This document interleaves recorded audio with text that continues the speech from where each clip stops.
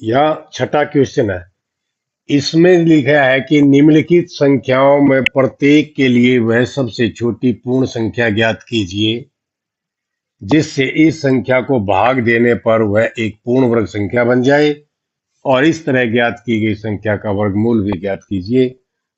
पहले वाला क्वेश्चन की तरह इसमें भी हमने वही मेथड अपनाना है, बस इसमें फर्क क्या है, पहले में यहाँ था इस संख्या को गुणा करने पर, और इसमें दे दिया भाग देने पर। बस यही अंतर है। अगर आपके सामने गुणा का सवाल आता है तो आप उस तरह से कीजिए जैसे मैंने पांचवा सवाल आपको समझाया है, और यदि भाग का सवाल आता है तो आप ऐसे करें। देखिए, ये वही संख्या जो गुणा में भी थी 252, इसने भाग में भी यही संख्या दे दी, ताकि आप अच्छी तरह से समझ सकें भाग और गुणा में फर्क क्या है। दो से डिवाइड करें, दो एकम दो, दो दूनी चार और दो छिके 12। फिर दो से डिवाइड करें, दो छिके 12 और दो तिया 6। अब दो से डिवाइड नहीं होगा, तीन से करें, तीन दूनी 6, तीन एकम 3। फिर तीन से करें, तीन सात 21, और फिर सात से करें, सात एकम 7। ये आ गया हमारे पास। पेयर बनाए, दो का पेयर बन गया, तीन का पेयर बन गया, और जो पेयर से बच गया जो संख्या, वही वो अभी संख्या है जिसे भाग करना है। दिया ना। वह सबसे छोटी पूर्ण संख्या ज्ञात कीजिए जिससे इस संख्या को भाग देना, तो वह सबसे छोटी, वह छोटी संख्या 7 है। गुणा में क्या था, गुणा वाले सवाल में हमने एक सात की और जरूरत थी ताकि ये पेयर बन जाए, और इस भाग देने वाले सवाल में क्या करना, हमने एक और सात की आवश्यकता नहीं, बल्कि इसको भी यहां से हटाना है, इस सात को भी, ताकि ऊपर वाले पेयर एज इट इज बने रहें। और ये सात जो है पेयर से ज्यादा है, तो इसलिए वह अभीष्ट संख्या, अभीष्ट मैंने शब्द इसलिए लिखा है कि जो आपने पूछी गई है क्वेश्चन में, उसको हम कहते हैं अभीष्ट संख्या, यानी कि जो आपने पूछी है वो संख्या 7 है। यदि इस संख्या को 252 को हम 7 से भाग कर दें, जो भागफल आएगा वो निश्चित रूप से पूर्ण वर्ग संख्या होगा। और फिर आगे लिखा है, इस तरह ज्ञात की गई संख्या का वर्गमूल भी ज्ञात कीजिए। तो इसमें वर्गमूल अगर आपने बताना पड़े, जैसे उसमें भी हमने वर्गमूल बताना पड़ा था, तो उसमें हमने क्या लिया था, एक पेयर ये, एक पेयर ये, और एक पेयर साथ वाला। इसमें ये पेयर नहीं होगा, सिर्फ ये ऊपर वाले दो पेयर होंगे। 2 गुणा 3, यानी कि उसका वर्गमूल क्या होगा, 6 होगा। आप करके भी देख सकते हैं। 252 को अगर 7 से भाग करें, देखिए 252, और हमने 7 से इसको भाग किया, 7 या 21, बच गए 4, और 2 उतारा, 7 से 42, तो हमारे पास भागफल क्या आ गया, 36 आया। और 36 का वर्गमूल यदि हम ज्ञात करेंगे तो यही आएगा, 6 आएगा। तो इस प्रकार से आपने इसको करना है। ऐसे ही ये नेक्स्ट क्वेश्चन आपके सामने, इसमें भी हम डिवाइड करेंगे, ये फैक्टराइजेशन करेंगे, अभाज्य गुणनखंड, और उससे हमें पता लग जाएगा। पेयर जो नहीं बनेगा वो हमारा आंसर होगा। पहले इसको अभाज्य गुणनखंड के प्रोसेस में लाइए। अब पीछे हमें दिखाई दे रहा है 5 है, 2 से डिवाइड नहीं होगा 5। 3 के लिए हम इनका जोड़ कर सकते हैं, 5 और 2 7 और 9 16 और 2 18, 3 से डिवाइड हो सकता है, इसलिए 3 से कीजिए। 3 निम 27, बच गए 2, 3 7 21, और 3 5 15। ये भाग करना आपको मन ही मन में आना चाहिए। अगर आप ये प्रैक्टिस करेंगे तो जल्दी सीख जाओ। 5 और 7 12, और 8 20, 1 21, यानी कि इनका जोड़ 21 है, तो 3 से भाग हो जाएगा। 3 3 9, 3 दूनी 6, 3 5 15। अब फिर भाग कर योग करके देखें, 5 और 2 7 और 3 10, 10 3 से भाग नहीं होगा। 3 के बाद नंबर है फिर 5 का, क्योंकि पीछे 5 है इसमें इकाई के स्थान पर, इसलिए 5 से भाग होगा। 5 6 30, 5 5 25, फिर 5 से, 5 एकम 5, और 5 3 15। अब 5 से नहीं होगा, सीधा 13 से होगा। 13 एकम 13। तो ये हमारे पास अभाज्य गुणनखंड आ गए, और इसमें जो पेयर बन गए, ये जोड़ा बन गया एक, और एक जोड़ा ये बन गया, यानी कि 2 पेयर बने और 13 इस पेयर से बच गया। तो यही हमारी वो सबसे छोटी संख्या है, वह अभीष्ट संख्या 13 है। हम लिख देंगे वह अभीष्ट संख्या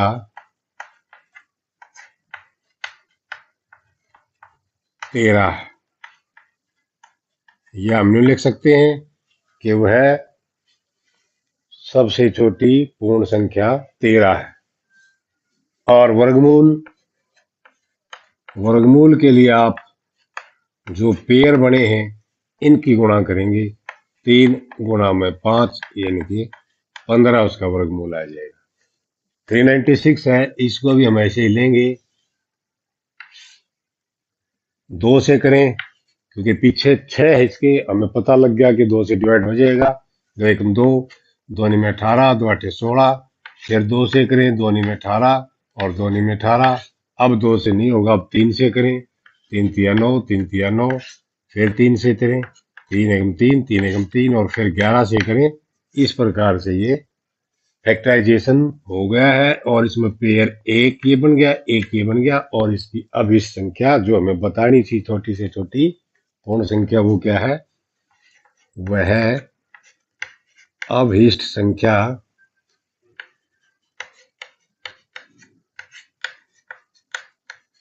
11। और वर्गमूल क्या आएगा, वर्गमूल जो पेयर बन गया उनकी में से एक एक संख्या लेके और गुणा कर देंगे, 6 आएगा। चलिए हम लेते हैं नेक्स्ट पार्ट इसके।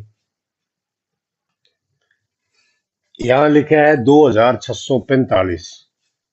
इसके भी पहले हम अभाज्य गुणनखंड करें, क्योंकि ये संख्या 2 से डिवाइड नहीं होगी, क्योंकि इसमें पीछे इकाई के स्थान पर 5 है, 5 2 से डिवाइड नहीं होता। 3 के लिए चेक करें, 5 और 4 9, और 6 15 और 2 17, 3 से डिवाइड नहीं होगा। 4 से, 4 के लिए हम इसको चेक करेंगे, 45 लास्ट 2 डिजिट से जो संख्या बनती है उसको चेक करते हैं, क्या वो 4 से डिवाइड होती है। 45 4 से डिवाइड नहीं होती, इसलिए 4 से डिवाइड नहीं होगी। 4 के बाद, वैसे 4 से चेक करने की हमें जरूरत भी नहीं होती, क्योंकि हमने केवल अभाज्य गुणनखंडों से चेक करना है। अभाज्य 2 और 3 के बाद 5 होता है, और 5 से हमें ये दिखाई दे रही है भाग हो जाएगी, क्योंकि इसमें इकाई का अंक 5 है। 5 से अगर इसको डिवाइड करेंगे, 26 है, 5 5 25, 1 बच गया, 5 दूनी 10, 4 बच गया, और 5 में 45 करेंगे। इसके बाद 529। अब ये संख्या न 2 से भाग होती, और 9 और 2 11, और 5 16, 3 से भाग नहीं होती, 16 5 से भाग नहीं होती, क्योंकि पीछे 9 है, 0 और 5 नहीं है। 5 के बाद हम 7 से चेक करेंगे, 27 49, 3 बच गए, 39 हो गया, 7 से भी नहीं होती। 7 के बाद हम चेक करेंगे 11 से, क्योंकि 9 से हम चेक करते नहीं, 9 अभाज्य संख्या नहीं है। 11 से करेंगे, 11 चौक 44, और बच गए 8 89 हो गया, ये 11 से भी डिवाइड नहीं होता। 11 के बाद 13 से करेंगे, 13 चौका 52, आगे 9 है, ये 13 से भी डिवाइड नहीं। 13 के बाद हम सीधा चेक करेंगे 17 से, 17 दूनी 34, 17 तिया 51, 1 19 हो गया, 17 से भी नहीं। यानी कि आप देख रहे हैं कितनी दूर जाके ये डिवाइड होगा। हम ऐसे चलते रहेंगे जब तक इसको हम चेक ना कर लें किससे डिवाइड होगा। तो 17 के बाद 19, 19 दूनी 38, और 19 से भी डिवाइड नहीं हो रहा है ये। 19 के बाद हम फिर चेक किससे करें, 21 से नहीं करेंगे, 23 से करेंगे, और वहां ये भाग हो जाएगी। 23 एकम 23, 23 दूनी 46, बच गए 6, तारा 9, 69 हो गए, 23 दिया 69, और इसके बाद फिर 23 से, 23 एकम 23। तो ये सिर्फ एक पेयर इसमें 23 का बना, और 5 जो है हमारी वो भी संख्या है जिससे हमने भाग देना है। तो हम लिख देंगे अभीष्ट संख्या 5 है और वर्गमूल के लिए हमने जो जोड़ा बना है उस जोड़े में से एक लेना है। जोड़ा 23 का है, इसलिए वर्गमूल होगा 23। आइए इस पे ये 2 से डिवाइड हो जाएगी।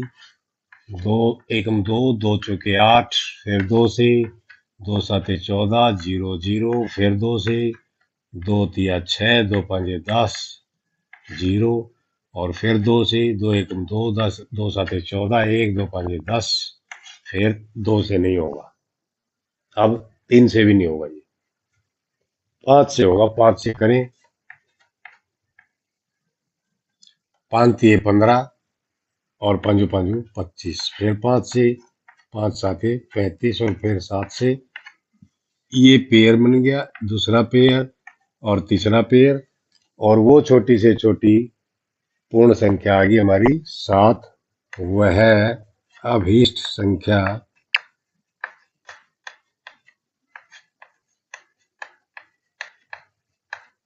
7 है।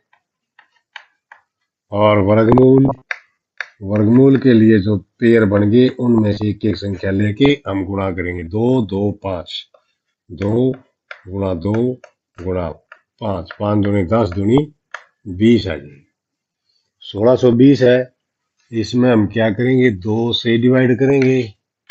2 8 16, 2 एकम 2, 2 0 0, फिर 2 से करेंगे। 2 चौके 8, 2 0 0 और 2 5 10। यहाँ ध्यान देने की आवश्यकता है आपको। कई बच्चे क्या करते हैं, 2 से डिवाइड करें, 2 चौके तो लगा देंगे और फिर सीधा 10 को देके और सीधा 2 पंजे कर देंगे, 0 को छोड़ देंगे, वो गलत हो जाएगा। इसके बाद 5 से, 3 से भी कर सकते हैं हम। देखो यहाँ 3 से होता है क्योंकि 5 और 4 9, 3 से डिवाइड होता है, इसलिए हम 3 से करें। 3 एकम 3, 3 तिया 9, 3 पंजे 15, फिर 3 से करें। 3 चौके 12, 3 पंजे 15। अब यहाँ फिर 3 से करें।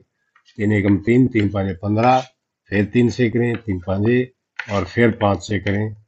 अब ये पेयर और ये, तो वो छोटी से छोटी पूर्ण संख्या 5 है, जिसको हम कह सकते हैं वह अभीष्ट संख्या